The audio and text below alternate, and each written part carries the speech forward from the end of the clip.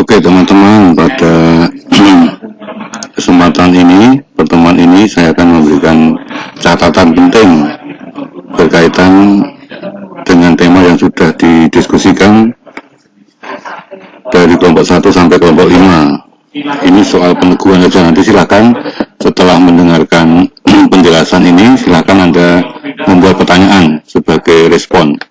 Pertanyaan ya, bukan tanggapan ya. Pertanyaan yang tidak jelas atau pertanyaan yang mengembangkan ini. Oke, temanya mencintai Indonesia yang berbineka. Lalu pokok materinya akan dijelaskan sebagai berikut. Ya, pokok materinya yang pertama, mengapa atau dasar tema ini dipilih. Mengapa tema ini dipilih? Mencintai Indonesia itu dipilih kenapa? Dasarnya apa? Lalu yang kedua, hakikat keberagaman. Ini tugas untuk kelompok 1 sudah dipresentasikan dengan baik.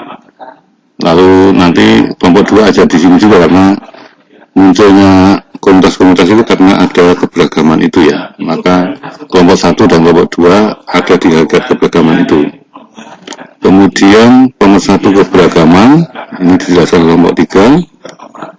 Lalu isi Pancasila, kelompok 4, dan yang terakhir pelaksanaan Pancasila. Ini tema mencintai Indonesia yang berbineka. Ini baru satu pokok materi ya. Jadi beberapa pertemuan dengan presentasi, dan saya akan memberi peneguhan di 2 kelompok dulu ya. Berikutnya besok akan saya beri peneguhan yang sama. Oke, sekarang kita masuk pada mengapa tema ini dipilih. Tema ini dipilih karena yang pertama, iman bukan hanya soal ritual ya, atau bahkan seremonial. Seremonial itu upacara. Ritual itu penyembahan atau hal-hal yang bersifat mistis atau doa-doa lah gitu ya. Namun perlu keterlibatan dalam konteks masyarakat. Nah, iman itu harus mewujud dalam masyarakat.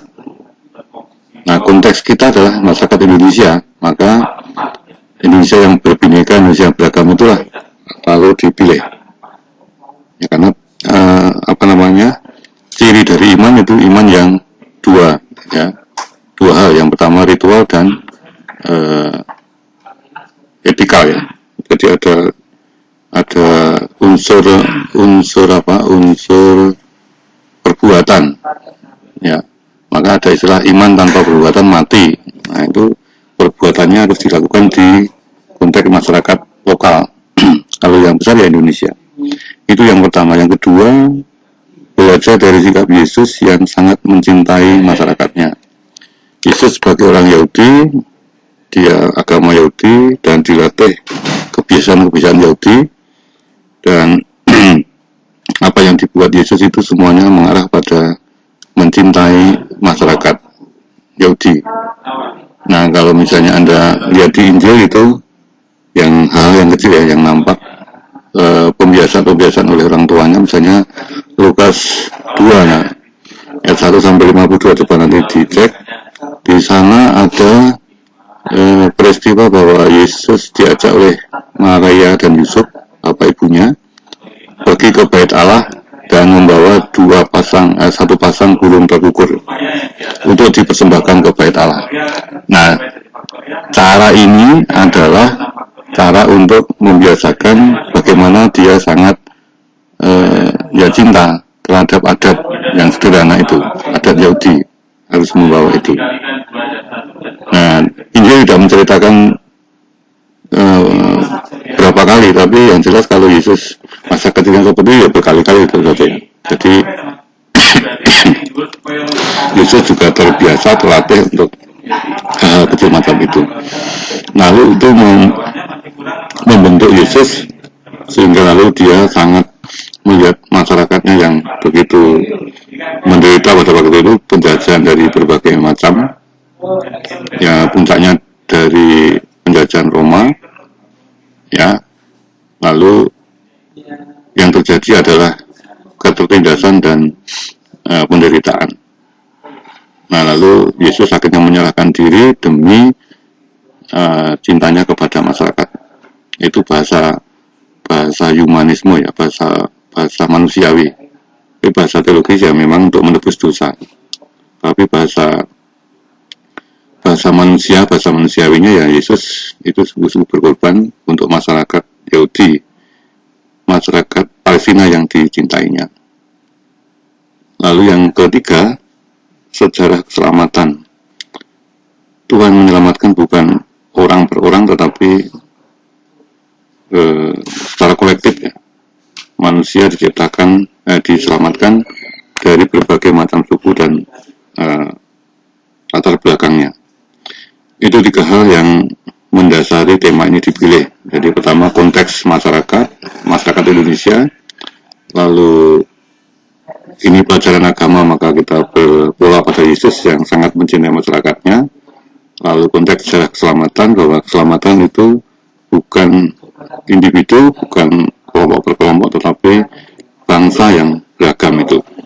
Ini kurang lebih 3 hal. Nah, lalu yang sudah dijelaskan oleh kelompok 1 berkaitan Indonesia yang plural atau yang beragam dari segi kepulauan, dari ribuan pulau, baik yang sudah teridentifikasi maupun yang belum, baik yang sudah dihuni maupun yang belum, ya. Seperti Kepulauan Seribu itu sudah teridentifikasi dan beberapa sudah dihuni, ya. Lalu suku dan ras ada ratusan, lalu agama budaya juga ada ratusan, lalu agamanya 6. Ini yang sudah disetujui atau diakui oleh pemerintah. Beberapa kepercayaan memang belum, satu kepercayaan dia diakui tetapi tidak secara eksplisit dikatakan kepercayaan apa. Ini yang diperjuangkan oleh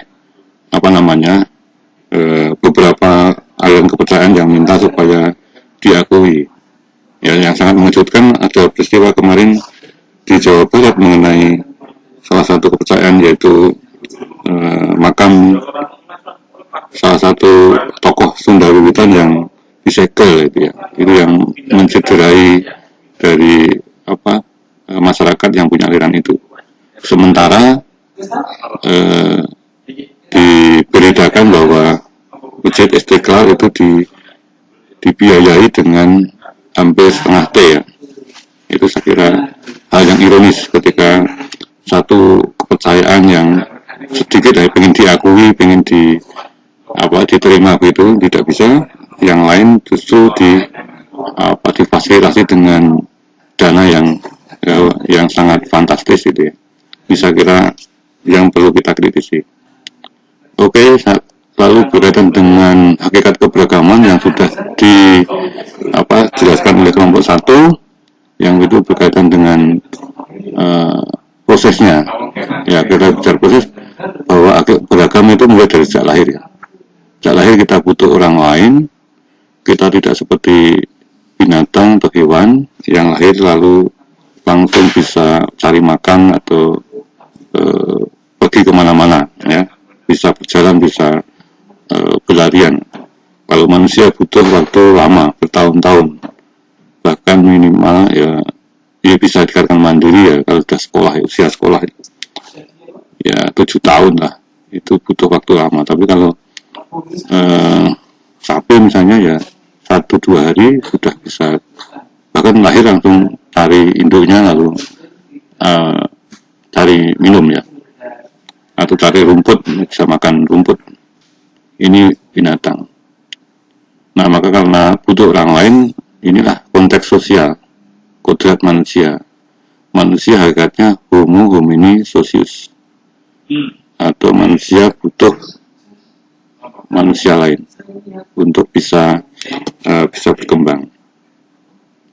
Lalu karena kodrat yang seperti itu, kecenderungan manusia membentuk komunitas. Ini sudah diuraikan kelompok 2. Berbagai macam komunitas positif bisa hadir di tengah-tengah kita sesuai dengan passion, sesuai dengan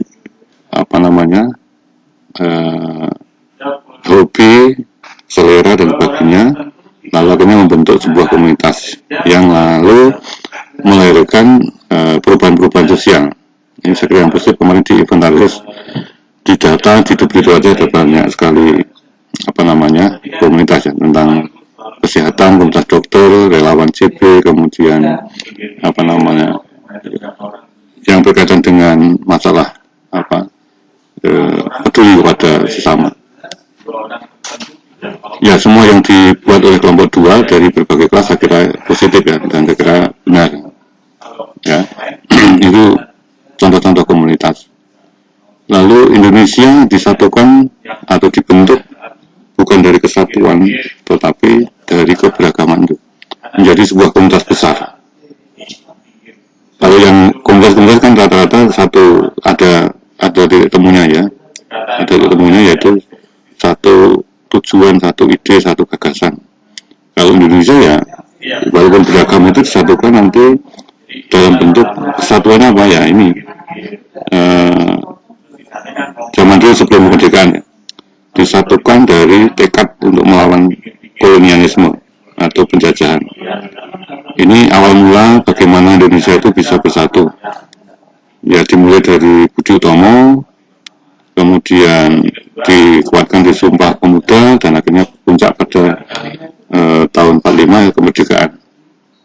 Penjajah sudah terusir dan lalu akhirnya menyatakan kemerdekaan dengan membawa keberagaman itu yang disatukan dari berbagai macam suku bangsa. Lalu yang terakhir, pembentukan sebuah bangsa oleh Soekarno berdasarkan kodrat manusia yang sosial itu ya, bukan individu. Nah, ini kira-kira hakikat keberagaman dijelaskan, terutama yang berkaitan dengan konteks Indonesia. Nah, silahkan dari keterangan singkat untuk peneguhan kelompok 1 dan 2, silahkan Anda membuat pertanyaan di kolom chat yang nanti bisa Anda tulis di kolom komentar ya. Nanti isi pertanyaan lalu minggu berikutnya akan kita bahas. Kurang lebih peneguhannya seperti itu ya. Nah, ini silahkan membuat pertanyaan masing-masing satu di kolom komentar. Ya, oke. Terima kasih.